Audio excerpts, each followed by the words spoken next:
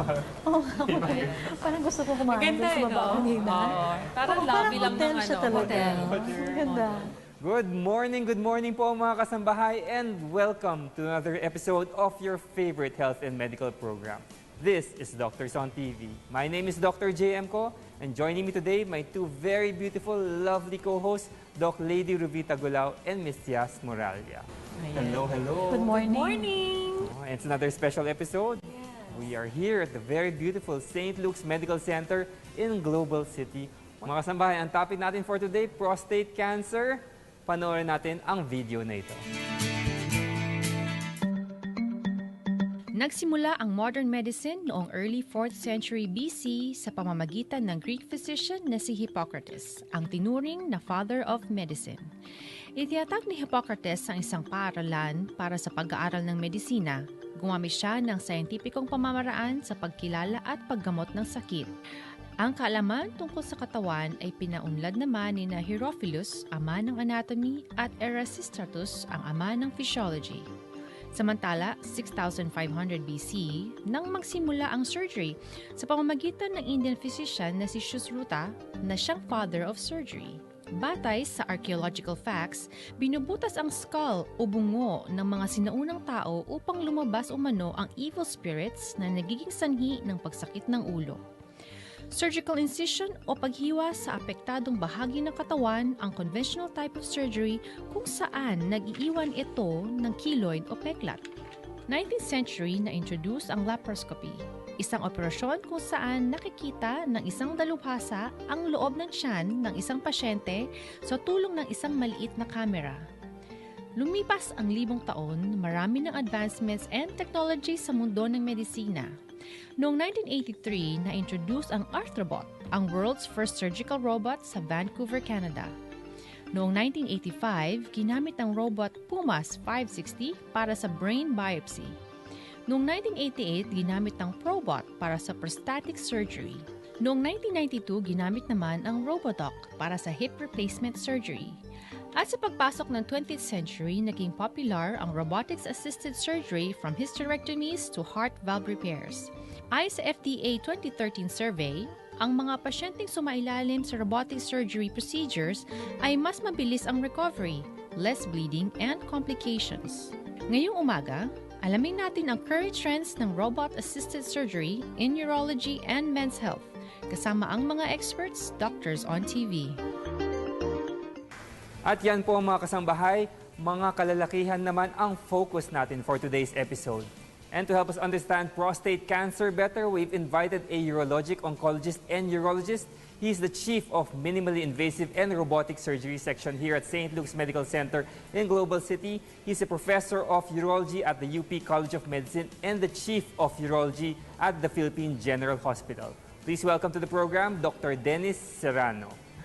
So, Doc, you're a urologist. Ano bang ginagawa nga ba ng urologist, Doc? Ang specialty ng urology is really the kidneys, the urinary tract, yung daanan ng ihi, yung ureter, the urinary bladder or yung pantog kung tawagin sa Tagalog, yung prostate, and the male genital tract and reproductive tract.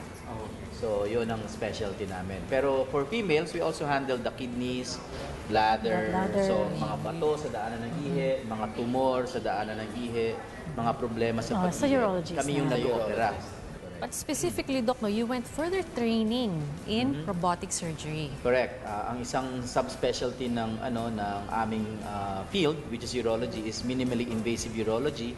And specifically for our talk for today, it's robotic urology, which is one of the groundbreaking technologies for surgery. Ito yung pinakabago at I think, one of the better developments in as far as urology and surgery is concerned. Gaano na, Doc, katagal yung robotics sa Pilipinas? Ang robotics na inumpisahan namin dito sa Pilipinas in late 2010. So you can imagine it's relatively young development, but we've made great strides, no? Marami na kaming nagawa. Specifically here at St. Luke's Medical Center in Global City. And I'm proud to say that our outcomes and our results fare very, very well, at par with the best centers in the world. And actually later mga kasambahay, Dr. Serrano will be teaching us about prostate health and prostate cancer and actually bringing us into the operating room where we'll be able to witness the robotic surgery.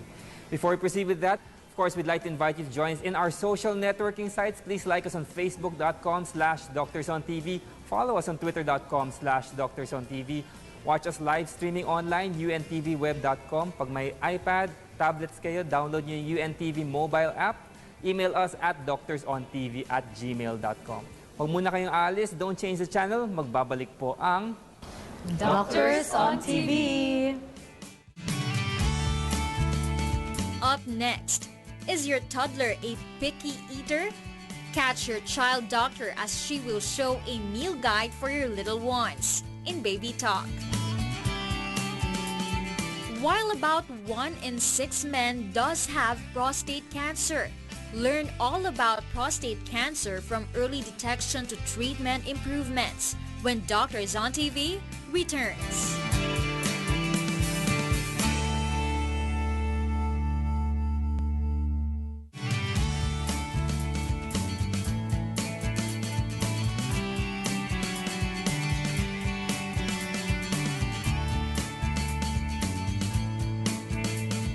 And welcome back mga kasambahay to Doctors on TV. We're still here at the very beautiful, very modern, very advanced St. Luke's Medical Center in Global City. Ngayon naman, nandito tayo sa Minimally Invasive Surgery Suite. Still with us, the Chief of Minimally Invasive and Robotic Urology Section, Dr. Dennis Serrano. So Doc, we'll be talking about prostate cancer today. Saan nga ba ang prostate, Doc? Ang prostate, Doc JM, ang prostate is a male gland. Lalaki lang ang meron yan. Nandun siya sa ilalim ng pantog sa daanan ng ihi. No? So it's importante siya, essential siya for reproduction, for male fertility. And kaya natin pinag-uusapan ng prostate ngayon kasi ang pagkakaroon ng cancer ng prostate or prostate cancer is the 4th leading cause of cancer among men and also the 4th leading cause of cancer death. So maraming mga kababayan natin ang namamatay because of prostate cancer, which is something na pwede nating i-prevent or pwede nating malunasan. Sa dami, Dr. JM, no? I heard doctor said that 10,000 cases a year. Yeah. Yung naitatala nila, yung data. Philippines. We're looking at the male population of the Philippines, and if we go by the statistics, I think ang prostate cancer easily will afflict at any time, more than 10,000 Filipinos, And may segment na to or may portion na ito na pwede nating ma-cure or ma-render na cancer-free. At pag na-render natin na sila na cancer-free, their lives go on as normally and as long as it would have kung hindi sila nagka-cancer. So mga libo-libo na, Doc, na nabanggit nga ni Ms. Yas, ilan % lang dyan ang nagpapa-check up? Actually, hindi namin alam, pero ang tingin namin, konting-konti lang. No? Ang association namin, which is the Philippine Urological Association, every year, we hold a DRE program on the day before Father's Day. Just to campaign or just to remind our fathers and all males above 45 years old that you have to get your prostate checked. Kasi ang prostate cancer very silent. Unless magpa-check ka, unless magpunta ka sa doktor or magpa-blood test ka, hindi madidetect ang prostate cancer. So, anyway, may mga early symptoms ba tayo, Doc, no? Pwede more or less malaman nila na ito, posibleng leading to prostate condition pala ito. Ang pinaka-warning sign na lagi namin sinasabi sa pasyente, sa mga pasyente, is kung ang tatay mo, ang lolo mo, ang kapatid mo, or ang uncle mo na nagkaroon ng prostate cancer, there is a very high likelihood na ikaw rin magkaka-cancer. Kasi it's a genetic predisposition. It runs in families, no? So, kung may family history ka, very early dapat nagpapacheck ka. Ganong kaaga yung very early? We recommend as early as when you are 50 years old, you get your prostate check. 50 years old, 50. 50, Okay. no? Minsan, pag mayroong mga kapatid na mas bata pa, nagka-cancer, at 45, pinapacheck na namin ng PSA or a blood test ng mga pasyente. And the test is very simple. You go to your doctor, the doctor does what we call a digital rectal examination. Ini-examine po yung anus, kung saan makakapa ng inyong doktor yung inyong prostate at malalaman, ito ba'y matigas, ito ba'y malaki, ito ba'y bako-bako or tinatawag na namin na nodular. So that's one. The second test is what we call a PSA or a blood test to look at prostate-specific antigen. Because prostate-specific antigen is isang marker yan for prostate cancer. Much like fasting blood sugar is a marker for diabetes, no? Yung PSA is a marker for prostate cancer. Pag abnormal ang PSA ng pasyente, yan, nagdududa kami, baka may prostate cancer siya. Pag mataas. And the third test is an ultrasound, which is very common, you know, halos lahat ng mga clinics, mga ospital may ultrasound. We do an ultrasound of the kidneys, the urinary bladder, the prostate to see if it's enlarged and to see kung may ibang problema. So 3 very simple tests. Hindi mo kailangan magpa-ospital, kailangan mo lang mag-consult sa doktor. It takes a few minutes of your time and then it saves you from practically death from prostate cancer. So Doc, may mga sintomas ba ang prostate cancer? Actually, yung cancer itself, walang masyado. Pero yung prostate, generally, ang symptoms niyan, yung mga disturbances or kakaibahan sa pag-ihi ng mga pasyente. Una-una rito yung madalas na pag-ihi. Kasi pag lumalaki na yung prostate, medyo nagbabara na yung daanan ng ihi ng mga pasyente natin. So medyo madalas sila umihi. Or pag umihi sila, iniiri nila ng matagal bago nila mailabas. So classic dyan, yung mga manonood ng sine, di ba? Nakapila lahat. Tapos ang tagal mo bago makaihi, doon napapansin ng mga pasyente natin. Ang third symptom din yung pagbangon sa gabi. Karaniwan, hindi tayo bumabangon sa gabi para umihi, or siguro at the most once. Pag medyo dumalas na ng 2, 3, 4, may mga pasyente may 5 or 6 times, medyo may problema na yon, no? So yung disturbances in pag-ihi. Isa pang symptom na medyo prominent or medyo alarming din sa mga pasyente, yung pagkakaroon ng dugo sa ihi. So, syempre, pag umihi ka at nakita mo may dugo, something is wrong. So, you have to go to your urologist or to your family physician, mag-consult, mapa-examine yung ihi mo. So, generally, like I said, these are symptoms ng prostate alone, not necessarily cancer. Pwedeng malaki lang ang prostate, pero hindi pa siya cancer. Correct. So, kailangan lang ma-examine ka, kailangan lang matignan ka. Meron din mga pasyente na walang symptoms na sinasabi namin, kailangan mong ma-examine every year. And these are elderly men. Because ang mga elderly men or ang mga lalaking may katandaan na, at pag sinabi ko may katandaan na, nasa mga 55 years old and above, we recommend that yearly ma-check sila ng urologist nila, ma-examine man lang yung ihi, ma-DRE or digital rectal exam, you know. Occasionally, kung kailangan ng PSA or prostate-specific antigen test, magawan. Okay. Any other risk factors, Doc, aside from genetics? Maraming misconceptions about prostate cancer. Really, ang pinaka-prominent yung pagkakaroon ng kamag-anak na lalaki na may prostate cancer din, di ba? No? And then food. Okay. Generally, sa mga pag-aaral, ang nakikita lang namin, too much cholesterol in the diet may lead to prostate cancer, no? Walang direct causation, pero may mga small studies that have looked at Asian men na lumipat sa Western countries na nag-iba yung diet, nagiging high cholesterol, low fiber, mas mataas ang incidence nila ng prostate cancer as compared to men who stayed in Asia. So parang yung change in diet, yung environmental factors na yon have been linked to probable causation, but none directly so, or none as strong, no, as genetic predisposition o yung pagkakaroon ng pagmamana sa pamilya. So, Doc, paano naman po yung mga infections? Does it have any effects sa prostate? Ay, magandang tanong yan, doktora. Yung infections, it can lead to a lot of inflammation in the prostate. And sometimes, pag chinek namin yung PSA ng mga pasyente, mataas. So, ang elevation ng PSA is not just for cancer. Sometimes, infections can also cause an elevation of the PSA. Ang tawag namin dito, prostatitis. So, importante rin na malaman natin kung may prostate cancer ba sila or may prostatitis lang sila. Ang ultimate method or ang tanging paraan para ma-diagnose natin for sure ang prostate cancer is kung nagsususpect tayo, is we do a prostate biopsy. It's an outpatient procedure. It's done under local anesthesia. Hindi siya masakit. It's a small needle, and it tells us na definitely may prostate cancer itong pasyente ito or wala. Okay. Doc, any way that we can prevent it? Mahirap i-prevent yung genetic, yung genetic part, no? But I think just like every other illness, healthy living, healthy lifestyle, moderation in diet, I think it will contribute to prevention, no? But the most important is early detection. Kung hindi natin ma-prevent, ma-detect natin early, makuha natin ang maaga pa para ma-treat natin itong mga pasyente. Okay, because pag na-detect na maaga, there are treatments available. And there are a lot of treatments available. The patient can choose whatever treatment, and we have higher chances of success. Okay, and treatment involves, Doc, mga surgical procedures. Medicine. Medical, pwede rin. Yes, and radiation. And radiation. So these are our treatment options. We'll be talking more about treatment options later, mga kasambahay. Just remember, if you're a male, 50 years old and above, get a checkup, get a digital rectal exam, get a PSA and abdominal ultrasound.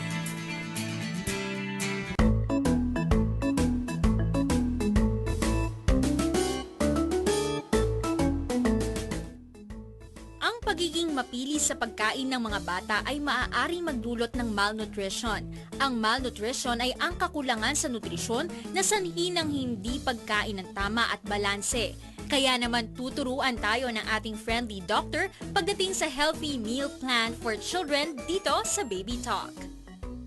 So usually, pag naging highly selective eater sila, hindi natin siya naagapan, posible siyang mag-lead sa tinatawag nating malnutrition.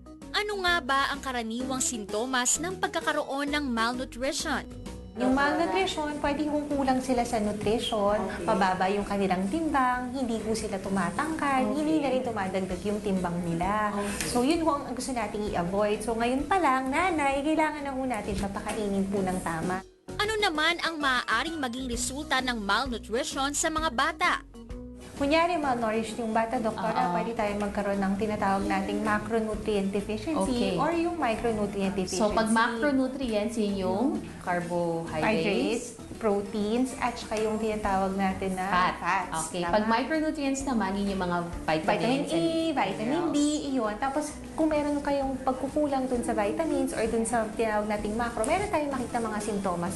Doktor, saan ba nakukuha yung mga macro and micronutrients na yan? So, usually, nakukuha yun sa isang balanced diet. So, ano ba yung balanced diet? Okay. O, Para mami? nanay, para madali nating maintindihan, ang balanced diet po ay nakukuha sa isang my plate natin. Papakita natin sa kanila kung anong itsura, ha? So, ganito po ang itsura. Meron po tayong pinggan, pwede niyong hatiin sa apat. Doktora, nandyan po yung proteins, yung vegetables, yung greens o yung carbohydrates, at saka yung prutas, nanay. So, ang gusto ho natin, more or less ho, ang isang plato niya, hatiin niyo sa apat, tapos kung saan lang ho kasya yung dami ng pagkain, dun lang ho. Kung papansinin niyo ho, ang kanin, 1/4 lang. Mas madami pa nga yung gulay. Diba? Kung titingnan niyo yung protein, yung mga baka, yung mga manok, yun, hindi din po ganun kadami ang kailangan niyang kainin. Kasi may space pa po tayo dito para sa prutas naman. Napapansin niyo dito, may bilog nakalagay dairy. Pwede rin yung siyang bigyan kasi ng gatas. So sa bawat time po nakakain si Elisha, basta nasusundan niyo po yung healthy plate, magiging balance naman po yung diet niya at hindi naman siya magiging malnourished, doktora. Clarify ko, Doktor, this is for every meal. Every ng bata. meal po. Okay. Every main meal. So, yung Okay. breakfast, lunch, at dinner. Bukod pa po yung dalawang snacks na recommended natin. Yes. Okay. So, of course, we want to avoid sa snacking naman yung mga highly sugared, matataas ang asukal na fruit juices, ano pa, soft drinks, chichirya, yung mga candy, Chocolate. Chocolate. Yun. Ayaw din natin yun. So, dapat healthy and balanced diet tayo. Yes. Ayan po mga mommy at daddy, mga kasangbahay. Ngayong araw, na-discuss po natin kung ano ang healthy, balanced diet para sa mga bata. Diniscuss din po ni Dr. Regine Dig ang tinatawag na healthy food plate para sa mga bata at ang iba't ibang sources ng micro at macronutrients. So muli, ito po si Dr. Trina Flor Cruz at ito ang Baby Talk.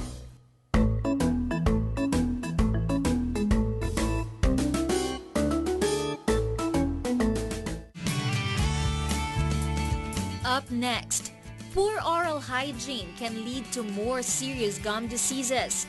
Get help from the oral health expert in Dental Treats.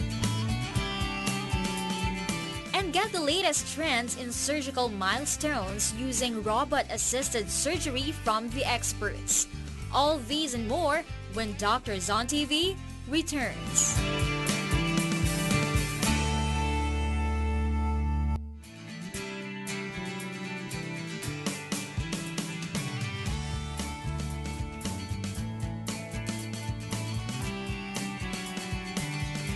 And we're still here with Dr. Dennis Serrano of St. Luke's Medical Center, Global City. Doc, we're talking about prostate cancer. Kanina nabanggit yung mga treatments, surgery, radiation, medical. How do we approach patients? Ang treatment ng prostate cancer, tinetailor namin or inaakma namin dun sa pasyente kung ano yung stage niya, kung ano yung kakayanan ng katawan niya para mag-undergo ng whatever treatment. Pero to summarize, pag may cancer ka, ang pinakamagandang treatment, tanggalin yung cancer eh. So for prostate cancer, ang pinakamaganda, tanggalin yung prostate kung matatanggal. At kung yung cancer is still localized in the prostate. So classically, nung unang panahon, hindi naman nung unang panahon, but siguro a decade ago, ang option lang namin para tanggalin ang prostate is we do open surgery. Maghihiwa kami, correct, maghihiwa kami sa abdomen, hahalukayan namin yung bituka, hahalukayan namin yung pantog, until maabot namin yung prostate at tanggalin yung prostate. Pero right now, we have developed methods and we have the technology para gawing tinatawag naming minimally invasive ang surgery. Ibig sabihin, hindi na ganun kalaki ang hiwa, hindi na ganun ka-extensive ang paghahalukay. No, we just make holes in the abdomen para matanggal yung prostate. And currently, nandito tayo sa minimally invasive suite ng St. Luke's because the latest in prostate cancer, minimally invasive surgery is actually the Da Vinci robot, which is behind us. Robots. Yan yung, in the world, yan ang most advanced platform for treating or for doing surgery for prostate. And it is available here in the Philippines. It is available here at St. Luke's Medical Center in Global City. And sabi ni Doc, easily the best in Asia. Okay. Correct. And one of the most affordable. The most affordable affordable. in Asia. In Asia. Yes.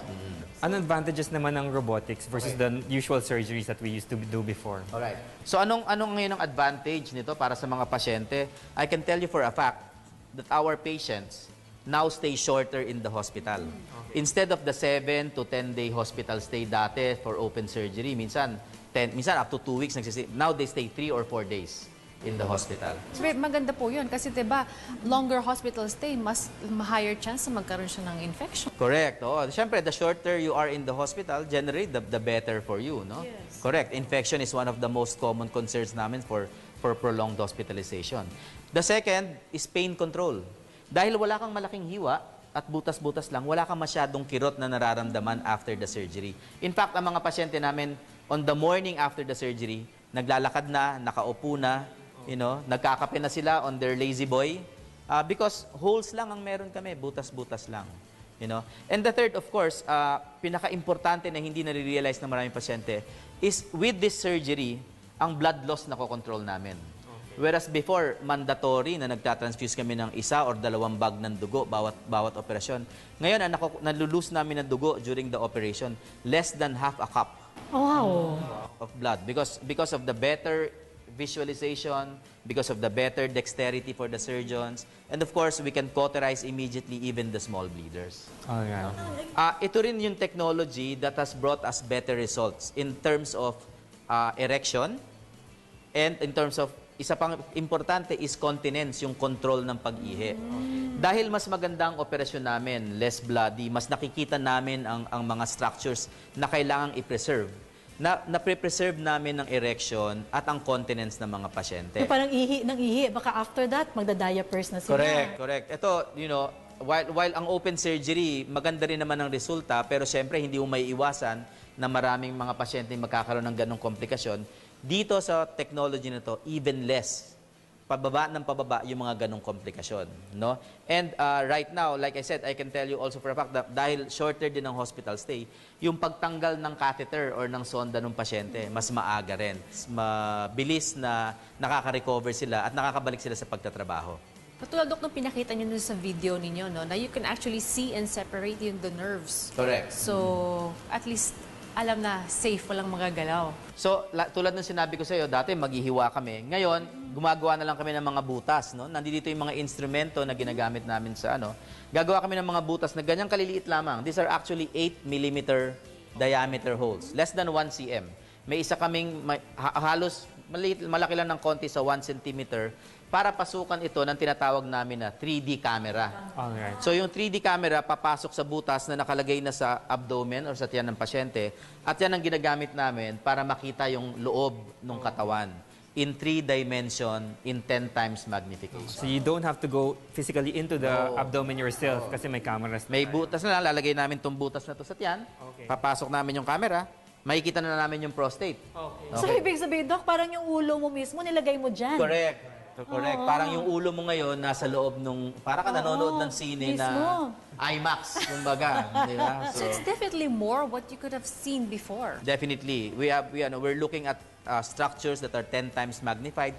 Yung mga kinakapa lang namin on open surgery, actually nakikita namin with robotic So surgery. safety-wise, Doc, this is a lot safer. The Definitely. safest. A lot safer and it's a lot easier for the surgeon, no? So pagkapasok namin ng camera, we put other holes. Mga 3 pa na maliliit around. At dito naman pumapasok yung mga instrumento. No, yung mga instrumento na to are scissors, as you can see, these are scissors or what we call dissectors, pang-pick up ng mga tissues or needle holders, pantahi para makakapagtahi kami sa loob ng abdomen. And tong mga instrumento na to, pumapasok siya doon sa butas na ilalagay namin na iba pa. So ito na yung mata nyo, yan na yung kamay nyo. Kamay namin, correct. At ang kainaman nito, hindi lang 2 yung kamay namin sa robot, 3. 3. 3 yung kamay ng surgeon, ng isang surgeon. Tsaka sabi niyo, Doc, itong maliit na bagay na to, may ikot na yan, parang ating wrist. Correct, oo. So ito, itong instrument na to, doktora, ang tinatawag namin is endo-wrist technology. Hindi lang siya nakaka-open and close or cut and push or pull, nakaka-rotate siya like the wrist. Kaya siya endo-wrist, no? And ang tawag na ron, it has 7 degrees of freedom. It can actually move in the same way or rotate in the same way as the human wrist. So kung ano yung ginagawa ng siruhano in the console, yun din yung ginagawa ng instrumento. One of the fallacies, o yung misconceptions about robotics, ang nag-oopera sa'yo, robot. Hindi. Ang nag-oopera sa'yo, yung siruhano mo pa rin, yung surgeon mo pa rin. Kasi gagawin lang ng robot faithfully kung ano yung movement na ginagawa ng siruhano in the console. So, nasa likod natin, yung tinatawag namin na Da Vinci SI robot. Ito yung top-of-the-line machine na ginagamit ngayon for robotic surgery in the world. Okay? At 3 components yan, yung tinatawag namin na console. Dito po nag-oopera yung doktor, yung siruhano, at pinapasok niya yung ulo niya inside, no? Para makita niya yung loob ng abdomen ng pasyente. At ito yung tinatawag na finger controls, kung saan siya makakagalaw para makapag-opera. So, papasok niya ganyan at 2 kamayan, mag-oopera siya. Meron ding foot controls. Ang nakakabit sa pasyente is the robot itself. Ito po yung arms ng robot, ito yung arm na nilalagyan namin ng camera, at ito po yung operating arms. Kung Ito yung gitna. Pumapasok, correct. Ito yung gitna, dito pumapasok ang mga instrumento. And the third is what we call the patient cart. Ito po yung brains ng robot. Yun yung control, ito yung arms, ito yung brains. And the brains is a computer console that images at pinapakita rin sa mga assistant kung ano yung nangyayari sa loob. At ito yung nagtatransmit ng signal from the console to the arms. So, siya yung tinatawag namin na patient cart, no? So, that is how it was conceived. Initially, ang robotic surgery, kinonceive yan para sa army. Para yung surgeon hindi nasa battlefield, no? Nasa hospital in the battlefield. So, it's called telesurgery. Pero syempre, ang application niyan nilapat na into healthcare. And it's a technology that's been with us for the past 15 years. It started in the early 2000s, of course, in US and in Europe. And then it took several years before na perfect yung machine. And it really took off in 2003 to 2005. There are now, really ngayon, pag inoperahan ka ng prostate in the States, hindi na pag-uusapan kung paano ka uoperahan. Robot na kaagad. Yan ang standard of care. Yan ang ginagawa ng standard of care. And whereas before, mamimili pa kung open. Ngayon, robot na talaga. Kasi right now, it's the best platform for surgery.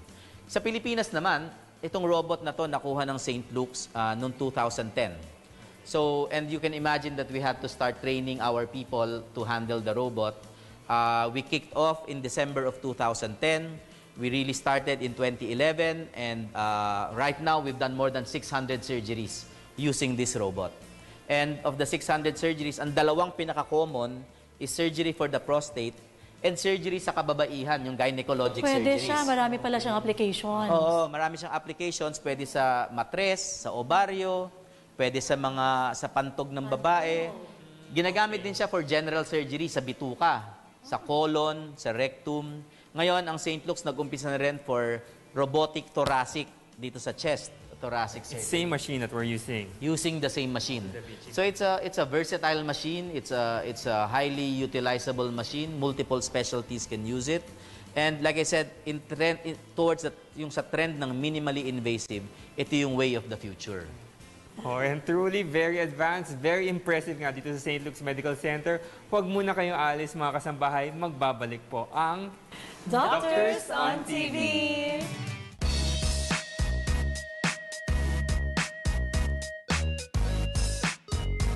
Ang periodontitis ay sanhi ng di pag-aalaga ng ngipin. Nagsisimula sa paghina ng ating gilagid kung saan unti-unting gumagalaw ang ating mga ngipin. Paano ba natin maiiwasan ang ganitong karamdaman? Atin itong alamin dito lang sa Dental Treats.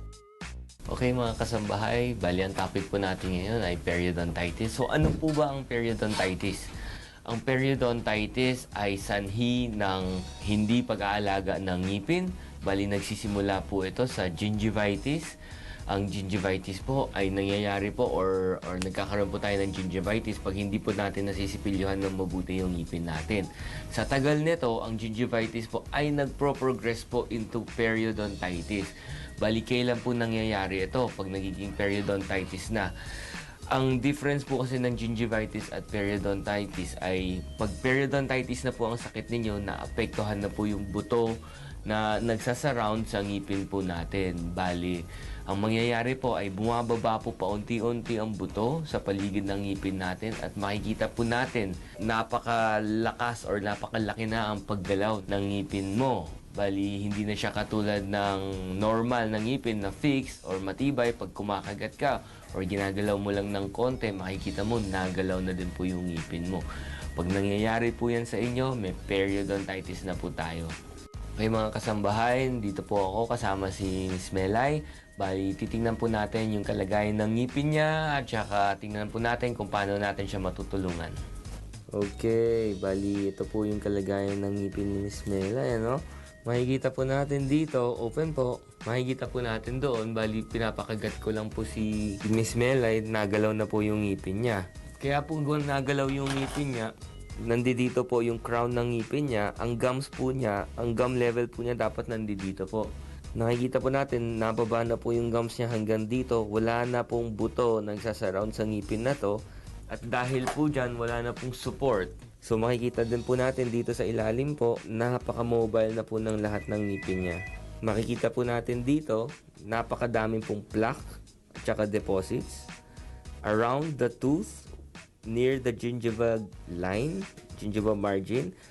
Okay mga kasambahay, so ito po ang recommendation natin kay Miss Melay. Kailangan po natin talagang bunutin na yung ngipin niya kasi ang iniiwasan po natin is mahawa po ang ibang ngipin niya na hindi pa po nagalaw katulad ng mga nasa ngipin niya sa harapan. At saka pangalawa po, iniiwasan po natin magkaroon ng infection at mapasok po ito sa mga bacteria sa buto lalo po ba magka-problema.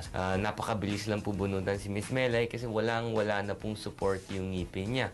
Yung gums niya ay bumaba na po. Yung bone around the tooth niya, wala na po. Talagang gilagid na lang po yung nakakapit sa ngipin niya. Tapos nakikita po natin, nung binubunutan na po natin yung ngipin, yung mga calcular deposits po, nandoon na din po sa root ng ngipin niya. Kumbaga tinutulak po talaga yung mga gums at saka mga buto pababa po. So, sana may natutunan po tayo sa episode na ito. Punta po tayo please sa local dentist natin. Pagpa-check po tayo ng ngipin lagi para hindi po mag-progress ng periodontitis yung ngipin natin. Ako nga po muli si Dr. Kenneth Lim, dito po sa JD Lim Dental Clinic. Ang website po namin ay jdlimdental.com. Phone number is 633-9517. Hanggang sa susunod po muli mga kasambahay, magkita-kita po tayo muli dito lang sa Dental Treats.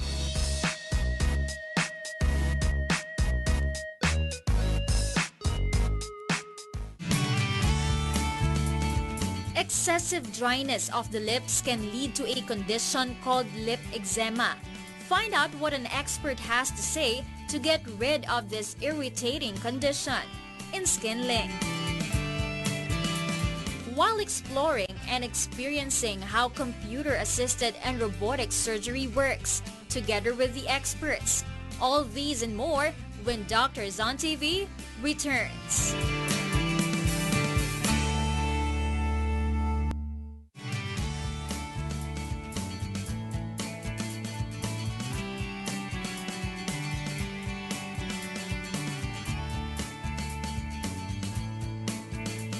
At nagbabalik mga kasambahay ang Dr. sa Untv. Kasama pa rin natin si Dr. Dennis Serrano of St. Luke's Medical Center, Global City, now here to show us how robotics for prostate cancer is done. Tulad ng sinabi ko, Doc JM, this is the most advanced platform for surgery now.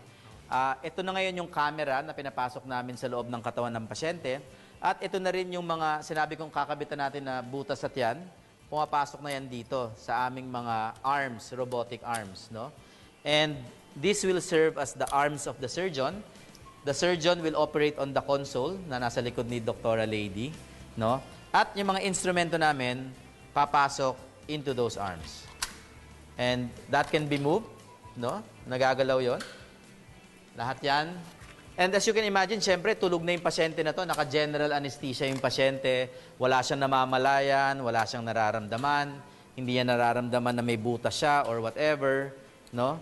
And we can position our instruments and our camera to where the prostate is. No? So, ito, ngayon, papasukan namin ng mga needle holders or pantahe, mga scissors and everything. So, pag napasok na namin to, yung actual surgeon is pumupunta na ron sa console. So, siguro si Dr. Lady, you will be the surgeon for the morning, no?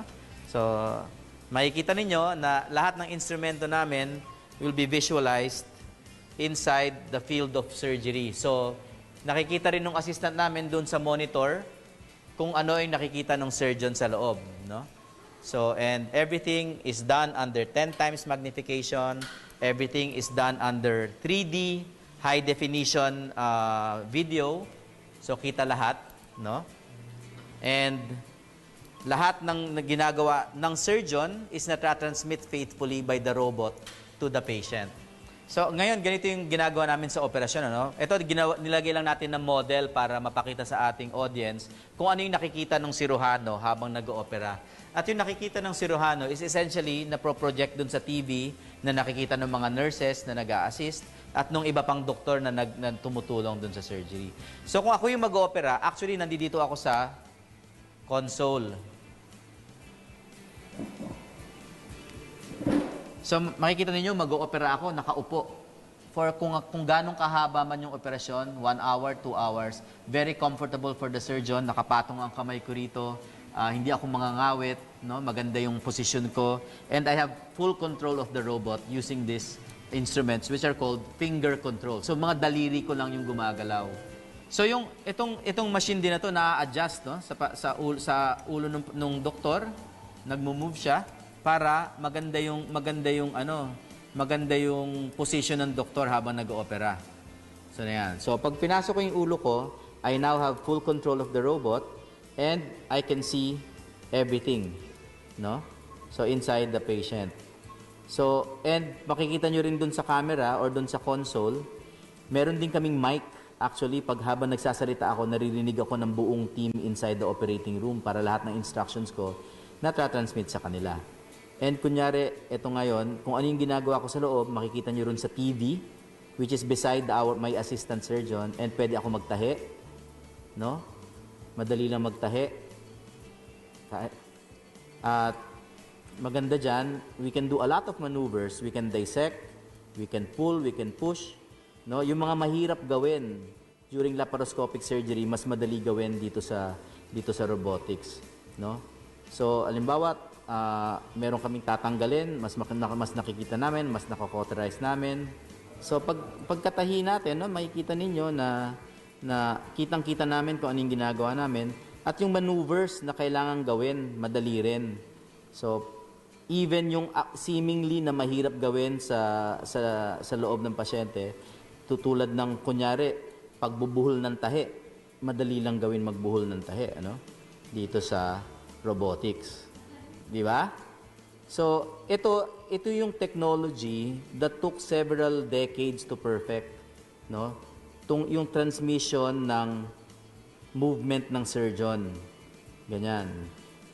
And everything is done under 3D magnification. Okay, so alimbawa, sabi ko nga, 3 yung arms na pwede kong gamitin. Kung gusto kong magpalit, ayan, mapapalitan ko yung aking left hand at magagamit ko na ngayon tong instrumento sa left hand ko. No? Kung gusto kong putulin siya, madali lang gawin. So everything, lahat ng mga maiisip namin na gawin sa loob ng katawan ng pasyente, pinadali ng robot. At isa pa, makikita ninyo, yung instrumento hindi nanginginig. Merong tremor elimination capability yung robot.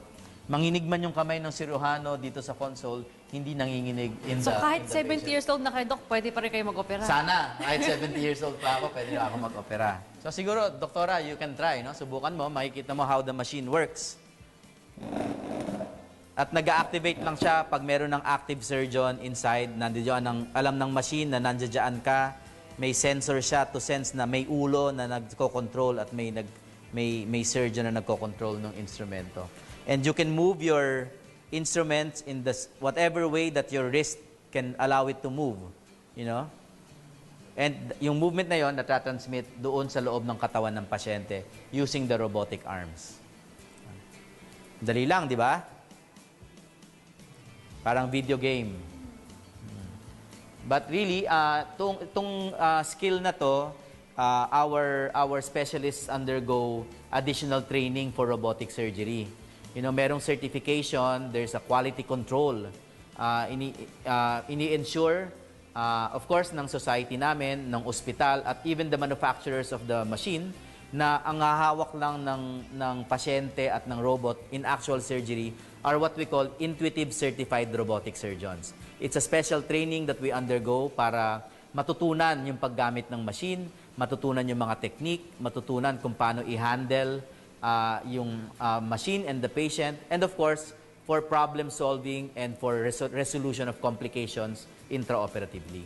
So may additional training ang mga specialists natin.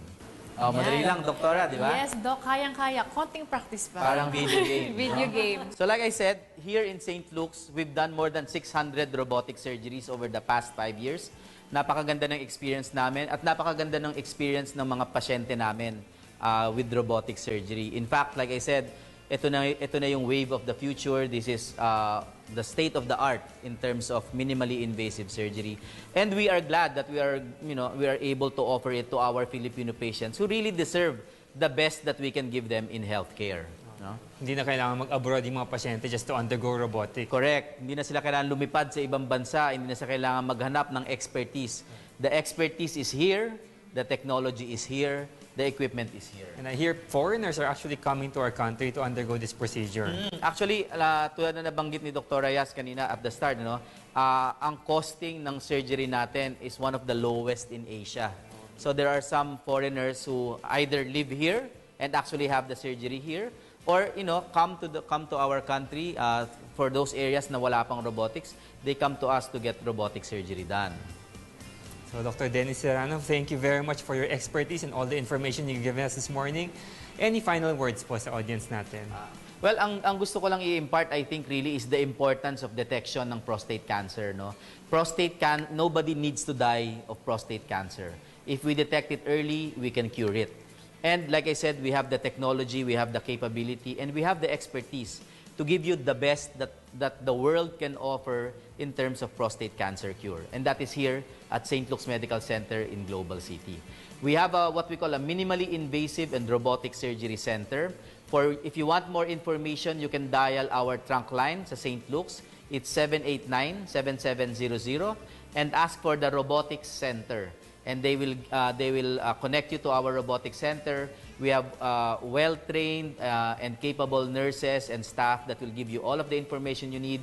If you need a consult, sila rin ang magbibigay sa inyo ng schedule, ng consultation ng mga doktor. Hindi lang ho ako ang eksperto dito. May mga experts kami in St. Luke's. We have a whole team that is available at your service. Okay, thank you very much, Dr. Serrano. Anyone you want to greet po? Siguro, gigreet ko lang yung aking magandang asawa, si Grace, who is hopefully at home watching, and my kids who are also going into medicine, and I hope they go into robotic surgery. Yes. Congratulations. Okay, so once again, thank you, Dr. Dennis Serrano, for all your time and information.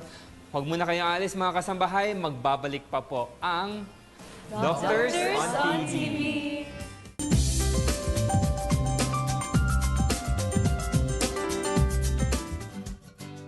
Isa sa mga nakakairitang kondisyon sa balat ay ang eksema, lalo na kung ito ay nasa labi. Ang lip eczema ay may kasamang pamamaga at pangangati ng bibig. Ano-ano ba ang sanhi ng ganitong sakit? Papaano pa natin ito malulunasan o maiiwasan? Yan ang ating alamin dito sa Skin Link. Ang discussion po natin ngayon is about lip dermatitis or eczematous skylitis. Ano po ba ito? This is inflammation of the lips. So, sa lips, hindi lang yung lips yung sinasabi natin kasi may iba't ibang parte ng lips. Meron tayong perioral area, yung skin area. This is the skin surrounding the lips. Tapos meron po tayong vermilion area. Ito yung after ng skin and between the mucosa is the vermilion. And then after the vermilion is the mucosa. Usually, if there's a lip dermatitis, ang usually affected is the first two, which is the perioral skin and the vermilion area. So, pag may inflammation po ng lips, ano po ba usually characteristic? Usually, may makikita po kayong redness, dryness, and even scaling sa area. So, ano po bang causes nito? There are two types of causes. So, number one, endogenous, or ibig pong sabihin nun is inherent na sa person yung cause. And pangalawa is exogenous. Ito yung mga outside harsh chemicals or products or conditions na nakaka-apekto sa lips. So, yung endogenous cause, usually sa patient po natin, si Miss Blanca, meron siyang history ng skin asthma. So, this is a genetic problem na talagang kulang yung epidermal barrier function ng skin, kaya mas prone sila sa irritation sa skin. So, sa kanya po, may contribution yung endogenous cause or skin asthma sa pagkakaroon niya ng lip cheilitis or eczematous cheilitis. So what we're going to do today is Ultra Revitale. It's an infusion of anti-inflammatory and antioxidant products to the lips to lessen the inflammation. So this is not a must. It's a supplement to the lip dermatitis. So maganda po siya just para lang to be sure na mas magiging protected yung lips. So mga kasambahay, sana marami po kayong natutunan sa episode po natin ngayon about eczematous skylitis or lip dermatitis. Ako po muli si Dr. Casey Reyes of Luminis Clinic and sana magkita-kita po muli tayo sa next episode ng Skin Link.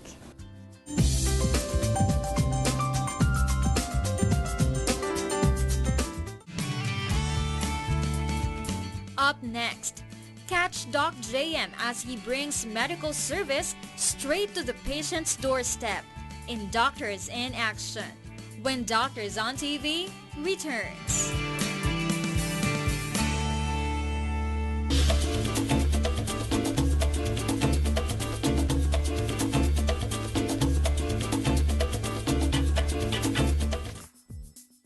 Isang kasangbahay natin ang ating binisita upang mabigyang pansin ang suliranin sa kanyang kalusugan. Si Nanay Virginia, 83 years old, high blood at may problema sa puso. Araw-araw kasi gawain niya yung mga gawain sa bahay. Luluto, lalaba ng mga sa bahay. Maaga yun. Friday din sa sa CR. Sumigaw na lang siya na yun nga. Taas na ang BP niya. Sobrang taas. Dahil sa kakapusan, puspos ang paghahanap buhay ni Mang Buddy, kaya naman hindi agad nabigyang pansin ang kalusugan ng ina. Kasi pag na-check up nga yan, maraming nakikitang diferensya. Kaya ayaw rin niya magpa-doktor. Nag-refer siya ng TB. Isa pa siguro yun, kaya hindi ko siya naasikaso kasi nga, pag tumutok ako sa trabaho, maghapon na yun. Pag mahirap ang sakit ng TB, hindi ko na siya. Pero nga, buhat na nga atakihin na, saka ko lang siya naasikaso. Kaya naman agad na umaksyon ang ating partner doctor na si Dr. JM Ko at agad itong sinuri at kinamusta. So magandang araw po mga kasambahay. Nandito po tayo sa bahay ni Miss Virginia Javier. Kasi nakatanggap po tayo ng request na bisitahin po ng doktor.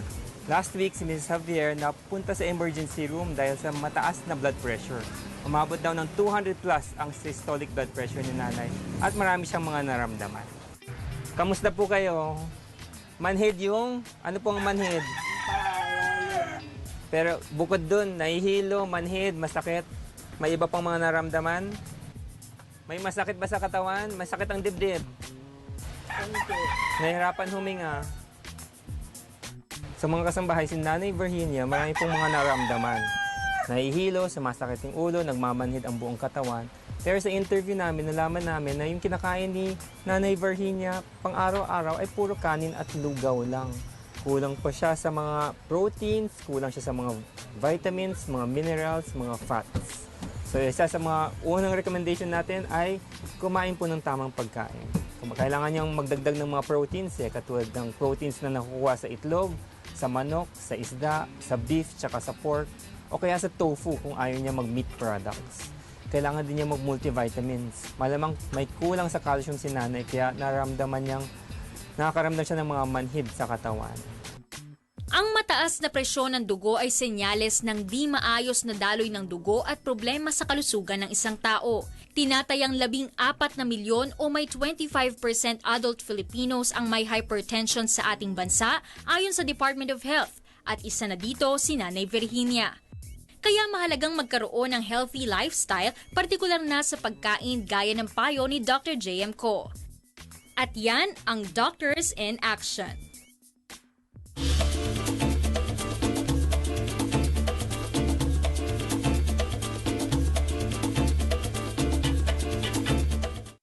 At nagbabalik po ang mga kasambahay, ang Doctors on TV. And we're coming to a close, truly another productive episode. Ang ganda dito sa St. Luke's Global City. One of the most modern hospitals we have here in the Philippines. Nakakapanibago kasi parang pagpasok natin, parang hotel yung ambiance. Hotel, laki ng lobby. You feel like you're in a hospital, no? Wala ka nang naamoy na off, no? Tsaka yung lobby nila para na talagang hotel. And Very actually, amazed ako dun sa mga equipment sa robotics. Na-try ni Doc Lady It was really amazing. Oo nga.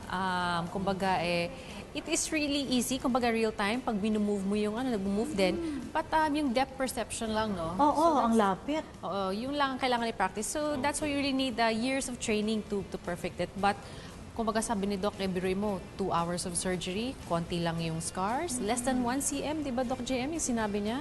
Early recovery. Early recovery. Earlier. Back to work, no downtime. Tsaka, halos this time daw, hindi na sila nagtatransfuse. Konti na lang. Sabi na, half cup na lang, no?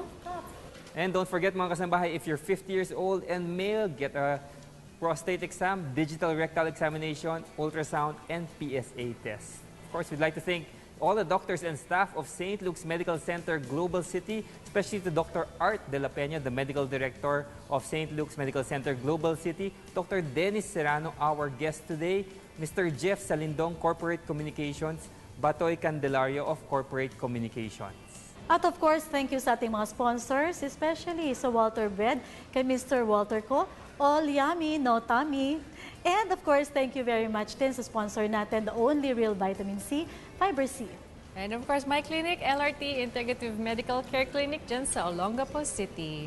And thank you sa ating mga taga-Tawi-Tawi Medical Center at sa parents ko sa Iloilo. Always nandyan sila talaga.